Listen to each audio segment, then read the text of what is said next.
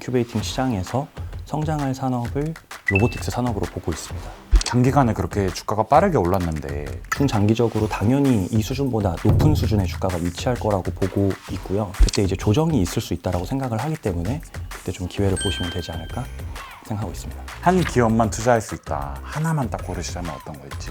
올해를 놓고 보면 저는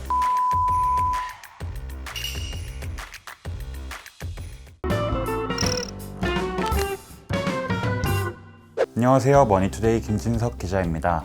오늘은 SK증권의 박찬솔 연구원님 모시고 여러 이야기 나눠보겠습니다. 안녕하세요. 안녕하십니까. 간단하게 자기소개 부탁드립니다. 저는 SK증권 미드스몰캡 미래산업 보고 있는 박찬솔 연구원이라고 합니다. 반갑습니다. 네, 미래의 산업을 보고 계시면 증시 전반에 대한 뷰가 되게 중요할 것 같아요. 저는 성장성이 높은 중소형주 위주로 보고 있다는 점 먼저 말씀드리고 싶고 코스닥 지수 안에 대부분 이런 종목들이 있거든요. 그래서 우리나라 코스닥이 사실 고성장 산업에 대한 인큐베이팅 역할을 해왔던 것 같아요. 과거에 인터넷 시대에서도 그렇고 제약바이오, 2차전지 이렇게 하면서 주요 종목들이 코스피로 좀 이전을 한 사례가 많잖아요. 올해 같은 경우에는 그런 인큐베이팅 시장에서 성장할 산업을 로보틱스 산업으로 보고 있습니다. 올해 들어서 로보틱스 관련한 리포트들 많이 발간해 주셨잖아요. 그리고 해당 종목들이 주가가 정말 많이 오르기도 했고 모멘텀이 뭐라고 생각하시는지. 연초에 추천드렸던 종목으로 레인보우 로보틱스 그리고 로보티즈, 부품 쪽에서는 SPG, 하이젠 R&M, 소프트웨어는 클로봇하고 시메스가 있었는데요. 모멘텀을 좀 정리를 드리면은 삼성전자에서 레인보우 로보틱스 인수 관련된 작년 연말에 기습 공시가 있었고 그게 좀 시발점이 되면서 거의 모든 로보틱스 업계의 주가 출발점이 되었다라고 보고 있고, 기본적으로 대기업 투자 관련된 모멘텀이라고 생각을 하고 있습니다. 전체적으로 시총도 그렇고 매출액 규모도 작기 때문에 대기업에서 이제 투자를 해주면 이 산업이 성장할 수 있겠구나라는 관점으로 시작된 모멘텀이었습니다. 레인보우 로보틱스 같은 경우에는 제가 연중 저점이랑 고점을 비교해보면 거의 10만 원대에서 저번에 43만 원 가까이 갔더라고요. 정확하게는 42만 9천 원. 단기간에 그렇게 주가가 빠르게 올랐는데 추가적인 상승 여력이 있다고 좀 보시는지. 로보틱스 업체는 사실 단기적으로 어떻게 될 거라고 말씀드리는 건 굉장히 어려운 게 사실이거든요. 왜냐하면 한 종목을 보고 분석하는 게 아니라 전체적인 산업의 동향을 보고 그 흐름을 따라가는 점에 주목을 해야 될 것 같아요. 저는 중장기적으로 당연히 이 수준보다 높은 수준의 주가가 위치할 거라고 보고 있고요. 삼성전자의 인수가 이제 공시가 되다 보니까 주가가 상당히 빠르게 올랐고 여기에 매수할 시점을 좀 놓친 투자자분들이 많거든요. 그래서 앞으로도 계속 관심을 갖고 매수 기회를 눈여겨보고 있는 분들이 많다는 점 말씀드리고, 또 지금 시장에서 관심이 있는 부분이 삼성전자와 레인보우 로보틱스의 기업 결합입니다. 그때 이제 조정이 있을 수 있다고 생각을 하기 때문에 그때 좀 기회를 보시면 되지 않을까 생각하고 있습니다. 레인보우 로보틱스 같은 경우에는 주가가 좀 어느 정도까지 오를 수 있다고 보시는지 궁금합니다. 지금 단정 짓기가 되게 어려운 것 같아요. 왜냐하면 계속 변하고 있습니다. 시장의 밸류 자체가. 비상장 기준으로 보면은 미국에서 프리 IPO 단계에 있는 업체들이 1조에서 4조 사이를 받아왔거든요. 최근에 피거 AI에서 힐릭스라는 소프트웨어를 공개를 하고 영상을 또 게재를 했습니다. 결국에는 서비스 시장에 대한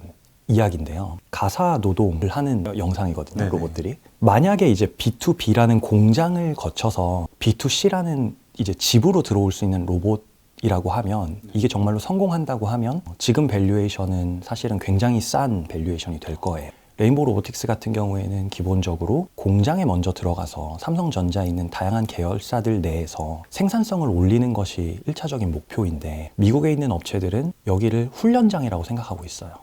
그래서 결국에는 집으로 가야 된다. 그렇다고 보면은 이제 다음 투자 라운드 시리즈 B에 3조 원 후반대를 받았다고 하는데, 그 다음 투자 라운드는 50조 밸류에서 지금 논의되고 있는 상황이기 때문에 그 격차를 한번 가늠해 보시면 좋을 것 같고, 글로벌 시장의 가장 큰 파이로 생각을 한다고 하면 미국의 빅테크에 있는 업체들은 다 로봇에 진출한다고, 특히 휴머노이드에 진출한다고 얘기하고 있거든요. 결국에는 빅테크 관점에서도 봤을 때 가장 큰 시장, 내가 이렇게 큰 파이를 갖고 있지만 여기서 더 성장을 낼 수 있는 분야는 휴머노이드 분야라고 보고 있는 거예요. 그런 관점에서 봤을 때는 세계에서 가장 가치가 높은 기업 중 하나가 될 잠재력이 있는 기업은 휴머노이드를 하는 기업이다 생각을 다들 하고 있습니다. 또 새롭게 보고 계신 종목이 있다면 어떤 게 있을까요?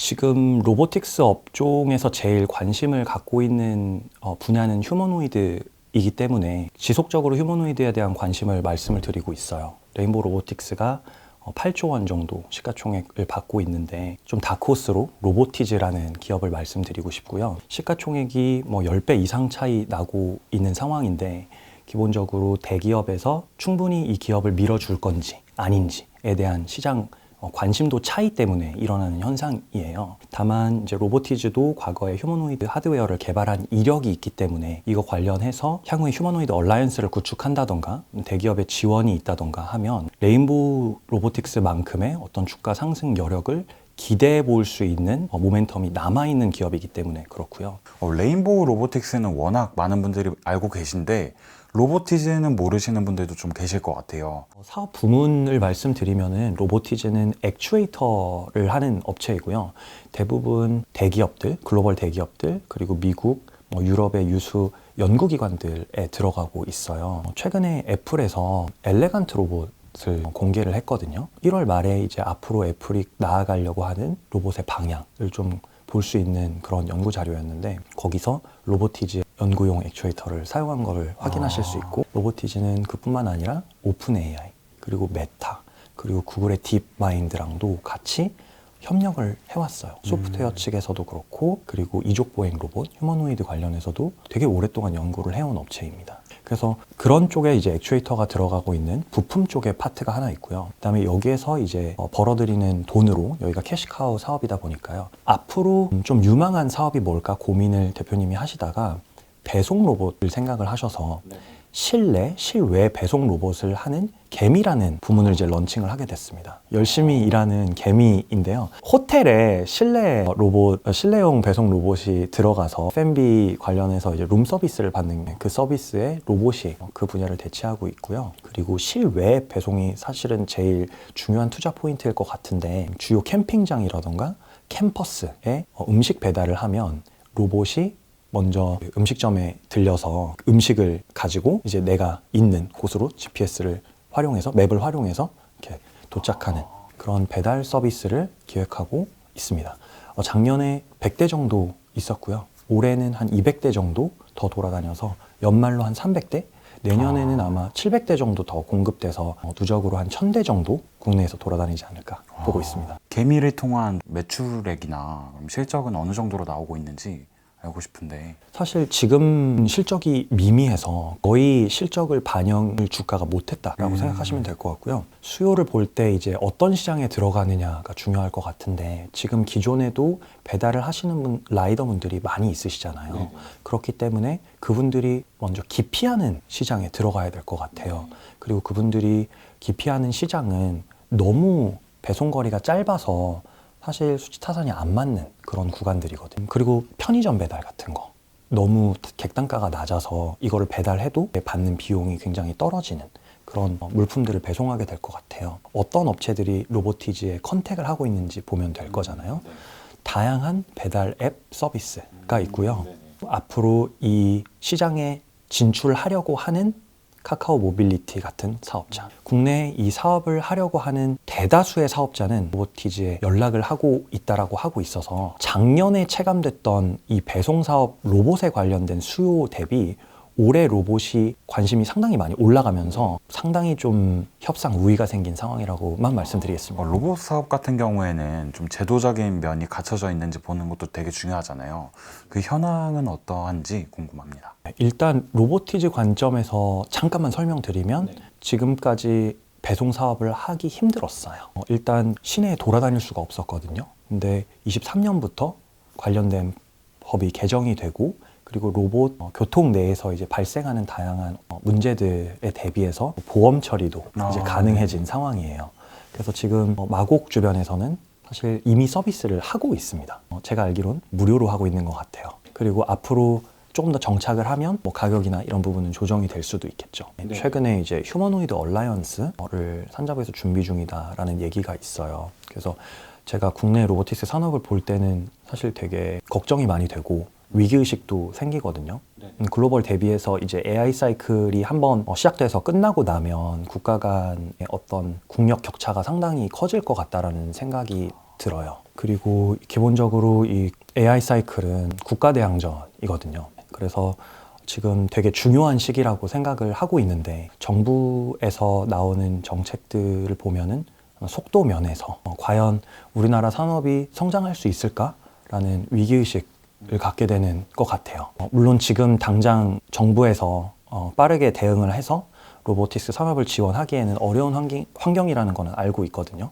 하지만 더 늦어지다 보면은 결국에는 뭐 주도권이나 이런 부분이 확실히 뺏길 거고 그런 부분에 상당히 걱정이 돼서 좀 개인적으로 좀 다 같이 좀 힘써서 뛰어주시기를 바라는 그런 개인적인 바람이 있습니다. 글로벌 기업들 대비 조금 경쟁력이 뒤처진다고 보일 수가 있잖아요.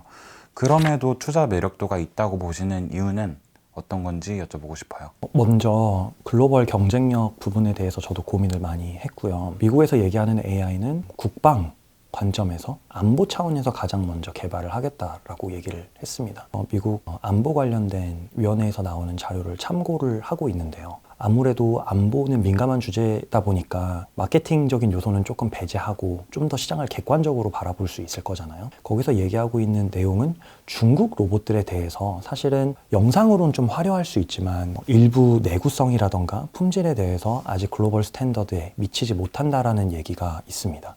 특히 센서 같은 경우에는 일본이나 독일, 미국에 대비해서 조금 못 미친다라는 얘기도 있거든요. 다만 그 외에 조립이라던가 생산 역량은 당연히 뛰어나죠. 그리고 소프트웨어 굉장히 좀 많이 올라오고 있는 건 사실인 것 같습니다.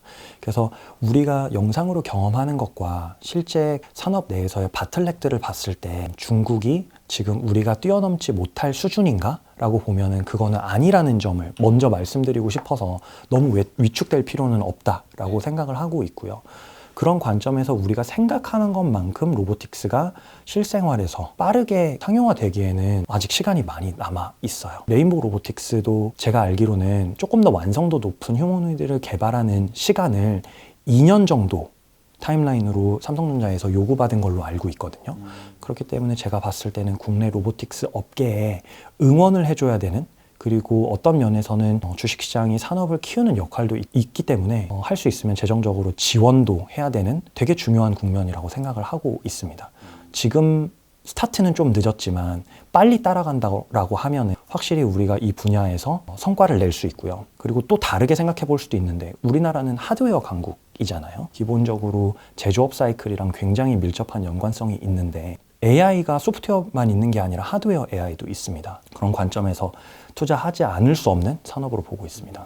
다 투자하면 너무 좋겠지만 한 기업만 투자할 수 있다. 하나만 딱 고르시자면 어떤 거일지. 사실 투자 추천은 기간에 따라서 되게 많이 달라지는 것 같아요. 그래서 올해를 놓고 보면 저는 레인보우 로보틱스에 투자해야 된다. 올해는 레인보우 로보틱스. 네. 그리고 테슬라는 모아가야 된다. 라고 네. 말씀드리겠습니다. 테슬라는 기술적인 테크니컬 지표에도 굉장히 영향을 많이 받거든요. 주가적으로. 그래서 과매도되는 구간에 좀 주어가는 전략을 말씀드리고 싶고, 레인보우 로보틱스는 삼성 관련된 어떤 캡티브 물량, 대기업에서 좀 줄 수 있는 실적 관련된 이슈라던가 삼성전자에서 로보틱스에 대해서 더 공격적인 투자를 진행한다던가 아니면은 글로벌린 기술 동향이라던가 이런 것들을 참고하면 좋으실 것 같고요. 최근에 레인보우 로보틱스에 대해서 퀘션 마크를 갖고 계시는 분들 중에서 레인보우 로보틱스가 이제 바퀴 달린 휴머노이드를 만든다고 했어요. 그렇기 때문에 이족 보행을 하는 거에 기술적으로 좀 미달이라서 그렇게 가는 거 아니냐라고 생각하시는 분들을 만나고 있습니다. 다만 제가 말씀드리고 싶은 거는 투트랙 전략이 있는 걸로 파악을 하고 있습니다. 그래서 처음에는 바퀴를 달리는 로봇이 생산성 측면에서 유리하고 투트랙으로 이족 보행까지 고민을 안 하고 있는 건 아니다. 이렇게 말씀드리겠습니다. 그리고 투자 관련돼서 말씀드리고 싶은 부분이 하나 있는데요. 지금 외국인들 입장에서 우리나라 증시의 로보틱스에 대해서 관심이 있을 수도 있잖아요. 왜냐하면 미국이랑 우리는 우방국 관계이고 AI 사이클을 아까 말씀드렸다시피 안보의 관점에서 보고 있다라고 말씀을 드렸어요. 그렇기 때문에 중국산 부품에 대해서 좋아하지 않고 로보틱스 산업을 전체를 키우는데도 우리나라를 되게 중요한 파트너라고 보고 있는 게 사실이거든요. 네. 그렇기 때문에 샘 알트만이라던가 마사요시 손에 방문한 이유 중에 하나예요. 외국인 관점에서 생각해 볼 필요가 있는데 외국인들은 AI 사이클을 인터넷 사이클이랑 많이 비교하더라고요. 그래서 인터넷 사이클에선 처음에 반도체가 올랐어요. 그 다음에는 인프라 관련된 업종, 그리고 기계 관련된 업종이 오르고요. 마지막에는 이제 소프트웨어랑 서비스가 올랐습니다. 한마디로 처음에 인터넷을 하기 위한 인프라를 구축을 하고 반도체랑 일부 전력 관련 서버 관련돼서 그 다음에 뒷단에 이제 애플리케이션이라고 해가지고 다양한 서비스들 아니면 서비스를 탑재하는 기기들 이렇게 순서가 있었거든요. 네네. 투자 타임라인이 있었는데 이번에도 동일한 관점으로 AI 사이클을 보고 있다라는 거를 생각을 해봐야 돼요. 그래서 지금 이 전체 사이클이 한 5년짜리거든요. 그러면 첫 번째 해랑 두 번째 해는 반도체가 좋았고요. 그다음에 올해가 3년 차인데 디바이스랑 인프라스트럭처가 좋을 거라고 보고 있고 그 다음에 소프트웨어 서비스가 좋은 순으로 갈 것 같아요. 그런 관점에서 이 디바이스라고 하면 인터넷 사이클에서는 스마트폰이었어요. 이번에는 자율주행 차, 일종의 로봇이죠. 그리고 로봇, 그리고 방산 기업들이 갖고 있는 장비. 거기에 미국에 있는 소프트웨어들이 팔란티어라던가 안두릴이라던가 탑재되고 있는 모습 보실 수 있거든요. 지금도 동일한 순서로 진행되고 있어서 올해 로보틱스 좋게 본다. 외국인 수급 관점에서도 이렇게 정리드리겠습니다.